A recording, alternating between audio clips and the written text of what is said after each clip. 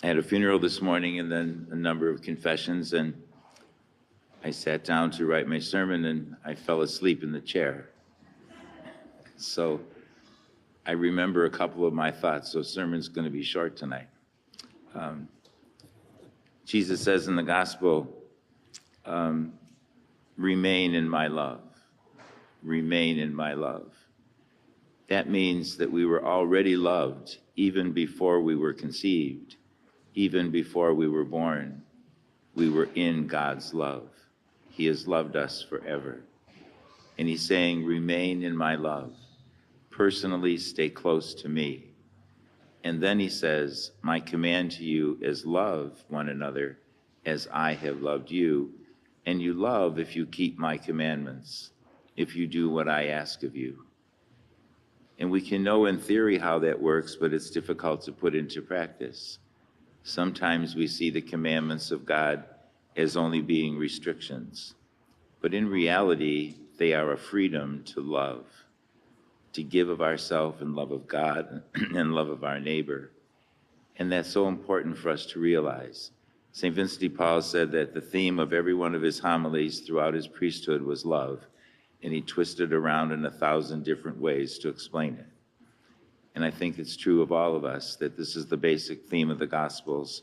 God so loved us that he sent his only Son into the world to die for us. Remain in his love. And how do we love as Jesus did? It's very simple. Mother Teresa said that when she looked at the crucifix and she saw Jesus' head bowed down, she thought of him attempting to kiss us. And she said when he saw his arms nailed to the cross, she saw how much he loved us. And with his arms stretched out as though to embrace us, again, his love for us.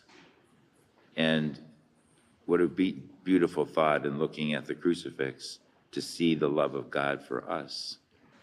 She also said that when she and her sisters did the work that they were doing, it might seem so insignificant to others, but every single person that they helped was like putting a drop of water in the ocean. It wasn't much, but when it was accomplished, the ocean was a little more full. And so she could pick up a stranger that she never met and nurse them until they died. Mother Teresa's wonderful example of reaching out in love as Christ loved. And in our own lives, in day-to-day life, we do it by the way we live, the way husbands and wives love each other, not by things that they buy and give each other, but by the things that they do and say to each other. That's where their love grows. All the times they say and mean with their heart, I love you. When parents obey their children, when children obey their parents, kids would like that, wouldn't they? When the children obey their parents, and what mother isn't just shocked when her child goes in and cleans their room without being asked to do it? She's joyful, right? And yet that's a little act of love. It's a giving of yourself. And so the way that kids play sports and the way that they treat their brothers and sisters, we're taught by our parents at the youngest age to be good to one another. And that's the simple message of the gospel. And there's times that stand out. Jesus says he does it so that his joy may remain in us. His joy. Joy is not just something emotional. True Christian joy comes from deep in the person's being. And it comes when we do participate in an act of love for another. I don't know if I told you this story before, but it was Christmas Eve one year in my former parish, and I had celebrated the 4 o'clock Mass, but I wasn't real happy with my homily, and I thought I wanted to kind of spruce it up a little before the 10 o'clock Mass came. And so I sat down and was reading all kinds of things and praying, and the phone rang. And the man said, Father, I hope you can help me. He said, I have 4 children and my wife is pregnant. We don't have hardly any food in the house. It's Christmas Eve. I don't even have one gift for my children. I can't go out and even try to do anything because there's not a drop of gas left in my car. He said, can you help? oh, I thought, I've got to work on this sermon. I have 1,000 people coming to Mass. And then I thought, well, this man is desperate. And I said, well, give me your address. I'll see what I can do. We were having a sharing Christmas dinner the next day, and we had a giving tree that was surrounded with all kinds of toys and gifts for children. So I went over there and I got a lot of stuff and threw it in the back seat. I went in my refrigerator. I had a ham and some sweet potatoes and green beans, put those in a bag. I had a box of beautiful homemade Christmas cookies that a parishioner made for me. And I just kept looking around for stuff I could bring this family. And then one gift that was given to me was a very beautiful gift. It was one of those glass globes. It was pretty large, the ones that have the snow inside when you have something in there.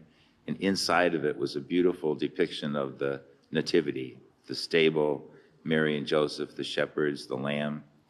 I picked it up and thought, I'll take it with me. So I got over to the house. It was snowing, and the house looked pretty beat up. I was afraid to step on the front steps. But I made it up there, and I told the father to come and get the stuff out of my car. And I walked in, and their stairwell was right in front of me, and at the top of the steps, there was a little boy. He was 4 or 5 years old. He was standing there just wearing his pajama bottoms and a toothbrush in his hand. His mother had been brushing his teeth, I guess. And he looked down at me, and he said, "Are you Jesus? Are you Jesus?" I'm all emotional now just recalling it. It was just an incredible moment of joy, because God chose me to, in answer to prayer for this family, to bring Jesus to them in a very simple and beautiful way. And I've thought of that often. It came to my mind this afternoon. And how many times have I tried to be Jesus for others by bringing them something that they did not have or needed very desperately? I often am that in the confessional, when I anoint people, all kinds of things as a priest when it's bringing Jesus to others. Remain in my love. There's such a joy in our hearts when we have an experience like I described, because you can't really put it into words, the feeling of joy. And so I share it with you tonight, that we're looking for those dramatic moments, but there's so many wonderful times when we can make a person feel like they're really loved. A family member, a neighbor, a friend, anybody that we encounter, by the kind word that we offer, by the gesture of gratitude, whatever it might be that we do, a person, you can lift their spirits. And lifting somebody's spirits does so much more than any material gift can do, because it comes from the heart and it comes from Christ. Remain in my love. Love one another as I have loved you.